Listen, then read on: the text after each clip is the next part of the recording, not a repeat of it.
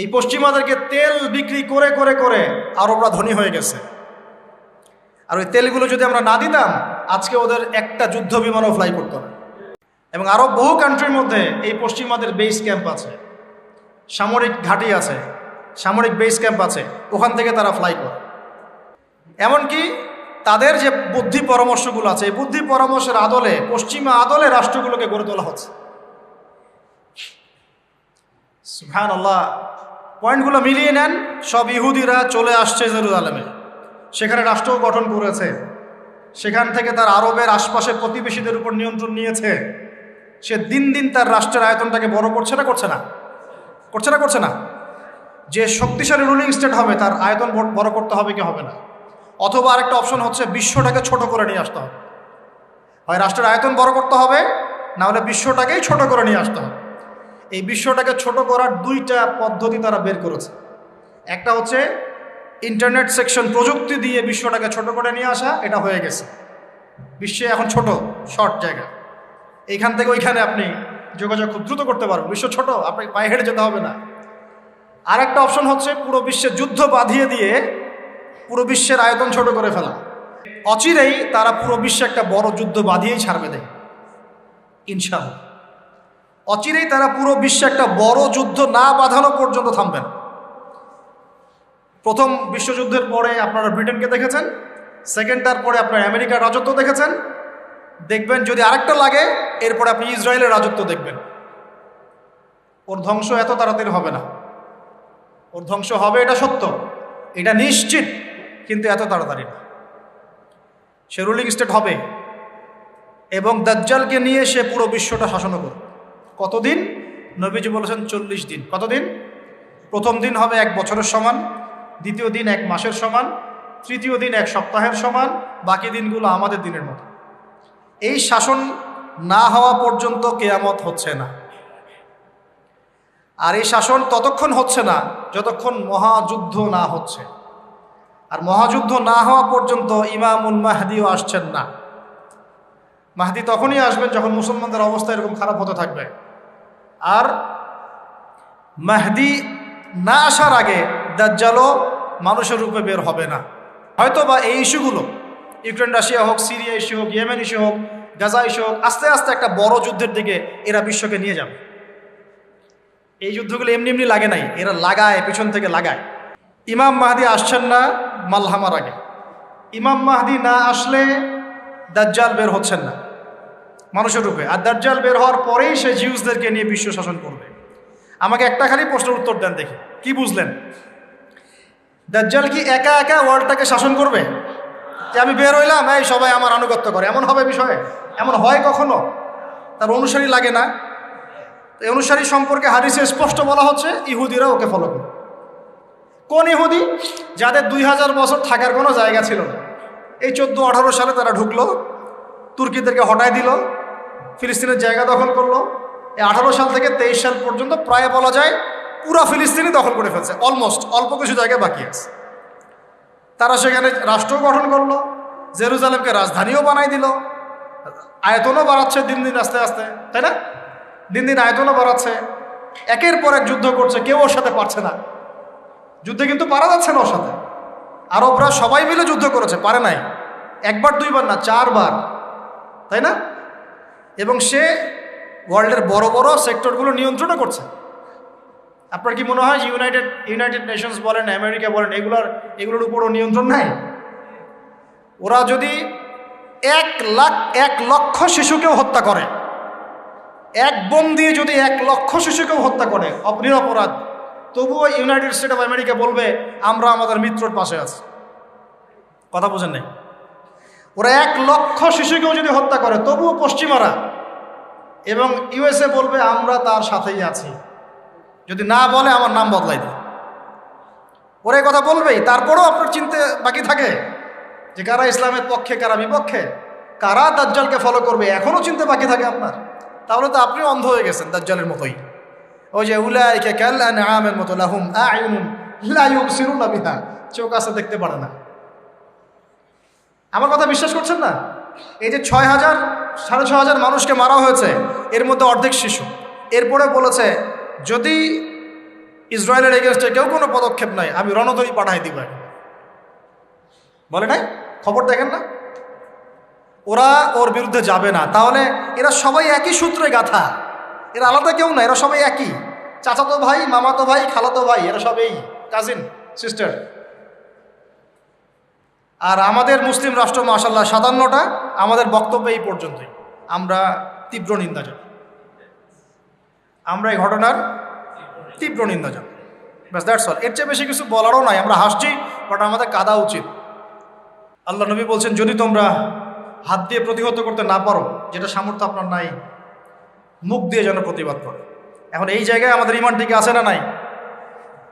এইসব ইস্যুতে যাদের লিখার ক্ষমতা আছে তাদের উপর লিখা ওয়াজিব, যাদের বলার ক্ষমতা আছে তাদের উপর বলা ওয়াজিব, যাদের আরও বড় কোনো সহায়তা পাঠানোর সুযোগ আছে না, এটা পাঠানো তাদের জন্য ওয়াজিব। যাদের রাষ্ট্রীয়ভাবে কিছু করার ক্ষমতা আছে ওইটা করা তার উপর ওয়াজিব। আর যার এসব কোনো কিছুই করার ক্ষমতা নাই তার উপর দোয়া করা ওয়াজিব। আমাদের কি দোয়া করার ক্ষমতা নাই? আল্লাহ পাক শুনবেন না আমাদের দোয়া? এখন আসেন, ফাইল্লাম ইয়াস্তাতি, যদি তোমরা এতেও সক্ষম না হও। আরে বাবা, মুখে কথা বলারও সুযোগ নাই, মুখে বললেও সমস্যা, অবস্থা খারাপ, গর্দান থাকবে না। আবু হুরায়রা রাদিয়াল্লাহু আনহু বলেছিলেন একটা কথা, যে আমি এমন অনেক এলেম জানি যেগুলো যদি আমি এখন বলা শুরু করি আমার গর্দান থাকবে না। সে একই কথা আমাদেরকেও মাঝে মাঝে ইশারা ইঙ্গিতে বলতে হয়। যতটুকু বলছি এতে বুঝে নেন, এর চেয়ে বেশি বলতে গেলে আমাদের গর্দান নাও থাকতে পারে। আর আমি ইসরায়েলের হিস্ট্রি পড়েছি, ওর পুরো হিস্ট্রি মোটামুটি আমি পড়েছি। আর এই লাস্ট এই পুরো 1 মাসে আরও বেশি করে পড়েছি। যারাই তাদের এগেনস্টে দাঁড়িয়েছে কথা দিয়ে, কলম দিয়ে, বিভিন্নভাবে, এরা তাদেরকে গুপ্ত হত্যা করেছে। যে ব্রিটেনের, শোনেন, যে ব্রিটেনের হাত ধরে সে এই ক্ষমতা পেয়েছে 1914-1918-এর দিকে, ওই ব্রিটেন 1933 সালের দিকে ওর বিরুদ্ধে চলে যাচ্ছিল, ফিলিস্তিনিদের পক্ষে চলে আসছিল, তখন ওই ব্রিটেনের অনেকগুলো নেতাকে মেরে ফেলছে। এরা এই জাতি, এরা কোন জাতি? আপনাকে একটা আমি এক্সাম্পল দিয়ে বোঝাই। এরা হচ্ছে নবীদেরকে হত্যা করা জাতি। কাদেরকে বলেন? আমি কি মিথ্যা বলছি? কোরআনে যদি এটা না থাকতো তাহলে আপনি বলতেন যে আমি মিথ্যা বলছি। এটা আমি বলি নাই, আল্লাহ পাক বলেছেন পবিত্র কোরআনে, তোমরা নবীদেরকে হত্যা করেছো। সুবহানাল্লাহ। আর এরা আমাদের নবী মুহাম্মদ সাল্লাল্লাহু আলাইহি ওয়াসাল্লামকেও 2 বার হত্যা করার চেষ্টা করেছে। একবার বনু নাজির যুদ্ধের আগে, আর একবার খায়বার যুদ্ধের সময়। ওইটা শেষ করবো আমি ওইদিকে এসে। তো ভাই, আমরা যারা মুখ দিয়ে বলতে পারবো না তাদের ফাইল্লাম ইয়াস্তাতি ফাবি কলবিহি, তাহলে যেন অন্তর থেকে ঘৃণা করে। এখন আপনি বলেন, এই হাদিসের আওতায় আমাদের ইমান টিকে আছে না নাই? অ্যাটলিস্ট মন থেকেও কি ঘৃণা করে? সাধারণ মানুষ মন থেকে অন্তত ঘৃণা করে। আর যদি ওয়াযালিকা আদআফু মিনাল ঈমান, মানে এটা হচ্ছে ইমানের সবচেয়ে নিচু লেভেল, তার মানে যার মন থেকেও ঘৃণা আসছে না, ইমানের সাথে কোনো সম্পর্ক নাই। ব্যাস, সোজা কথা। তো এখন আমাকে বলেন, যারা চোখের সামনে এই জুলুম, নির্যাতন, অন্যায় বছরের পর বছর দেখে আসতেছে, তার উপরে মাজলুমদের পক্ষ না নিয়ে জালেমদের পক্ষে ফতোয়াবাজি করতেছে, ইমানের কোন লেভেলে তারা আছে? তাদের কাছে আমাদেরকে দিন শিখতে হবে, ওখানে আকীদার দার্স নিতে হবে, ওখানে আমাদেরকে সহি শিখতে হবে, সহিটা শিখতে হবে। আর সমস্ত ওলামায়ে কেরাম মরে গেছে সারা ওয়ার্ল্ড থেকে। আল্লাহর ওয়াস্তে নিজের আকীদা, নিজের আমল নামার ফিকির করেন। কেউ কাউকে বাঁচাবে না কালকে আমাদের মাঠে। যদি এই দুনিয়াতে আমরা হকপন্থী না হতে পারি, শ্বাস চলে গেলে আর হকপন্থী হতে পারি। আমরা কিছু করতে পারবো না, আমরা জানি। এখন এখানে বসে দোয়া করতে পারছেন আপনি, হয়তো আপনি মন থেকে ব্যথিত হচ্ছেন, হ্যাঁ, মুখ দিয়ে কিছু প্রতিবাদ করতে পারছেন, ফেসবুকে কিছু লিখতে পারছেন, এই তো আপনার দৌড়। আমাদের দৌড় এই পর্যন্ত না। আমরা তো রাষ্ট্রীয়ভাবে চাপ দিতে পারবো না, ওই জায়গায় আমরা নাই। আমরা তো তাদের প্রতিবেশী রাষ্ট্রও না যে সীমান্ত খুলে দিবেন, ওরা চলে আসবে রোহিঙ্গাদের মতো। পারবেন না। রোহিঙ্গাদের সঙ্গে আমরা সীমান্ত খুলে দিয়েছিলাম না? লক্ষ লক্ষ রোহিঙ্গা আসে নাই, আশ্রয় দেয় নাই। এখন গাজার সীমান্ত আছে মিশরে, ওরা কি খুলে দিয়েছে? বন্ধ না। তা আমরা তো চাইলে সেটাও করতে পারবো না, ওই রোলও প্লে করতে পারবো। তা আমরা কি করব? অ্যাটলিস্ট মন থেকে তো আমরা এটার প্রতিবাদ করবো নাকি? ঘৃণা লালন করবো, আল্লাহর কাছে দোয়া করব, আমাদের মাজলুম ভাইদের জন্য আমরা দোয়া করব, জালেমদের বিরুদ্ধে বদদোয়া করব, এগুলো তো করতে পারি। আর যদি এগুলোও না করি, আমাদের দায়িত্ব আমরা এড়িয়ে যাই, কালকে আমাদের মাঠে কি আমরা জবাব দিতে পারবো? আপনারা ওলামায়ে কেরামদেরকে জিজ্ঞাসা করেন, বড় বড় ওলামায়ে কেরামদেরকে, আহলুল ফেসবুক ওয়াল জামায়াত কেনা, আহলুল নেফাক ওয়াল জামায়াত কেনা, ঠিক আছে, আহলুল রিয়াল ওয়াল জামায়াত এদের কেনা, আহলুল মাল ওয়াল জামায়াত এগুলো না। হকপন্থী ওলামায়ে কেরাম যারা, তাদেরকে জিজ্ঞাসা করবেন, যদি কোনো মুসলমান মেয়েকে তুলে নিয়ে যাওয়া হয়, ফিকহের যে কোনো কিতাব থেকে ফতোয়া নেবেন, যদি কোনো মুসলমান মেয়েকে কেউ অন্যায়ভাবে তুলে নিয়ে যায় মুসলিম রাষ্ট্র থেকে এবং তার শ্লীলতাহানি করে, তাকে রেপ করে, ধর্ষণ করে, তাহলে তার উপর আমাদের হুকুম কি, আমাদের করণীয় কি? ওলামায়ে কেরামকে জিজ্ঞাসা করে ফতোয়া নিয়েন, কি ফতোয়া দেয়। নিঃসন্দেহে তারা বলবে, যদি ওই রাষ্ট্রের সামর্থ্য থাকে তার এটার বদলা নেওয়া ফরজ। যদি তাকে কোনো কুফার নিয়ে চলে যায়, জিম্মি করে রাখে, তাকে উদ্ধারের চেষ্টা করা ওই মুসলমানদের উপর ফরজ। যদি ওই রাষ্ট্র না করতে পারে তাহলে প্রতিবেশীর উপর হক বর্তাবে, ওর উপর করা ফরজ। যদি সে করতে না পারে তার প্রতিবেশীর উপর হক বর্তাবে, তার উপর করা ফরজ। যদি কেউ না করে সারা মুসলিম উম্মার উপরে তখন দায়িত্ব বর্তাবে, সবার উপরে করা ফরজ। এখন আমি কি পরিসংখ্যান দিব আপনাদেরকে যে 1918 সাল থেকে এই পর্যন্ত তারা কতগুলা মানুষকে হত্যা করেছে, কতগুলা শিশুকে হত্যা করেছে, কতগুলা মা বোনকে উঠিয়েছে? আমি এখানে 3 পৃষ্ঠা লিখে নিয়ে আসছি। কয় পৃষ্ঠা বলবো? শুধু একটা ঘটনা দেখলেন আপনি, এই যে লাস্ট কয়দিন, 2 সপ্তাহ, এই 2 সপ্তাহে মৃতের সংখ্যা এখন প্রায় 6887। এখানে বেশিরভাগই নারী আর শিশু। আর ইসলামে আমাদেরকে নবী সাল্লাল্লাহু আলাইহি ওয়াসাল্লাম বলেছেন, তোমরা জিহাদের মাঠেও মেয়েদেরকে মারবে না, শিশুদেরকে হত্যা করবে না। এই শিক্ষা কে দিয়েছেন? এটা আপনাকে আমি জাস্ট দুই সপ্তাহের কথা বলছি, জাস্ট 2 সপ্তাহ। আপনি 1918 সাল থেকে নিয়ে এই যে 2023 পর্যন্ত পরিসংখ্যান আমাকে জিজ্ঞাসা করেন না, গুগলে সার্চ দেন, বের করে ফেলবেন।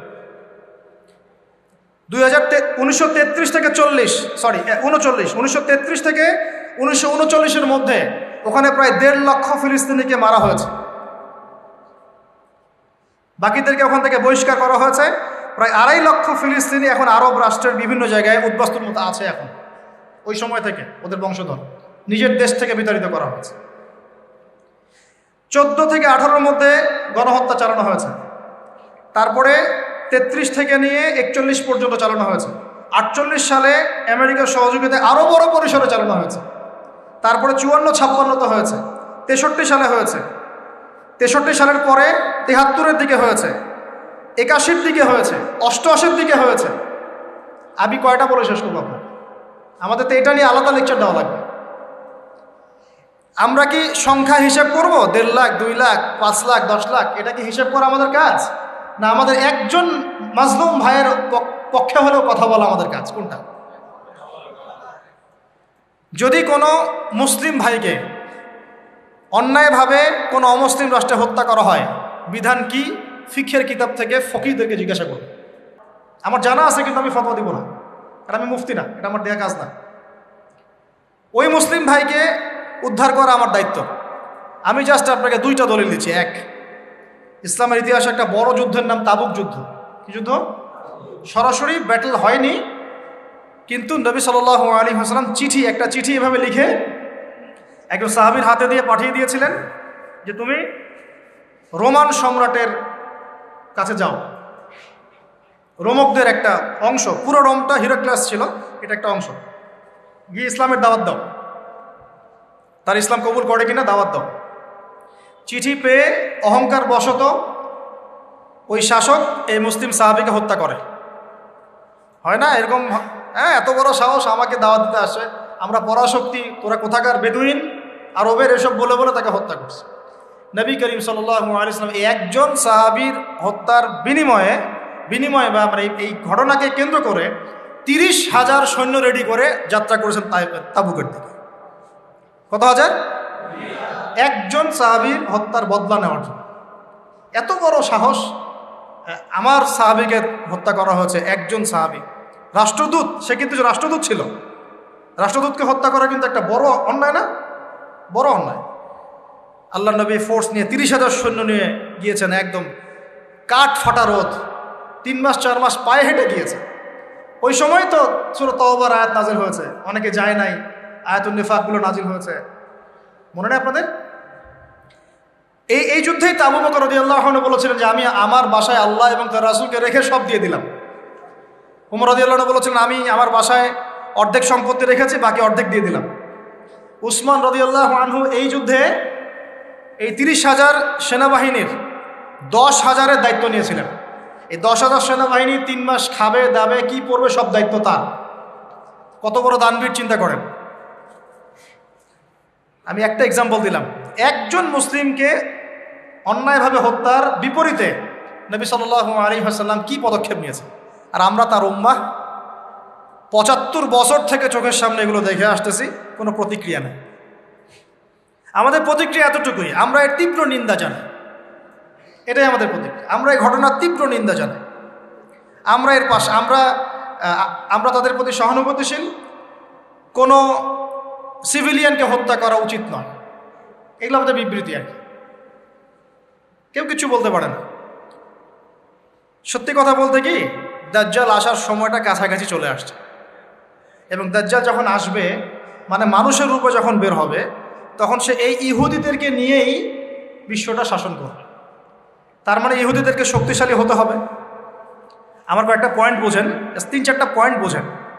যদি ইহুদিদেরকে নিয়ে দাজ্জাল বিশ্ব শাসন করে, তাহলে ইহুদিদের সমস্ত দুনিয়া থেকে ইহুদিদেরকে একটা জায়গায় আসতে হবে না? এবং ওই কোন জায়গার কথা আসছে? জেরুজালেম। কোন জায়গা? জেরুজালেম। তাহলে জেরুজালেমে শেষে ইসলামী খেলাফা বাস্তবায়িত হচ্ছে, ওখানে দাজ্জালকে হত্যা করা হবে। ওই জায়গা থেকে যদি দাজ্জাল বিশ্বকে শাসন করতে চায়, তাহলে সব ইহুদিদেরকে জেরুজালেমে আসতে হবে কিনা? এটা ওই 14 থেকে 18 সালেই হয়ে গেছে। তারপরে আস্তে আস্তে 48 সাল পর্যন্ত বাকি যেগুলো ছিল সব চলে আসছে। তার মানে এই কাজটা শেষ। তাহলে ওখান থেকে যদি বিশ্বকে শাসন করতে হয় ওদের, তাহলে ওই জায়গায় ওদের একটা রাষ্ট্র লাগবে কিনা? লাগবে না? এমনি এমনি শাসন করতে পারবে? ওই রাষ্ট্র গঠন হয় নাই কত সালে? 48। কত সালে? আরও মিলান। তাহলে ওদেরকে ওখান থেকে রুলিং স্টেট, সুপার পাওয়ার হতে হবে। সুপার পাওয়ার মানে কি? সব কিছুকে নিয়ন্ত্রণ করে যারা, তো সেটা কি তারা করছে না? মিডিয়া কার হাতে? মিডিয়াগুলা ওদের হাতে।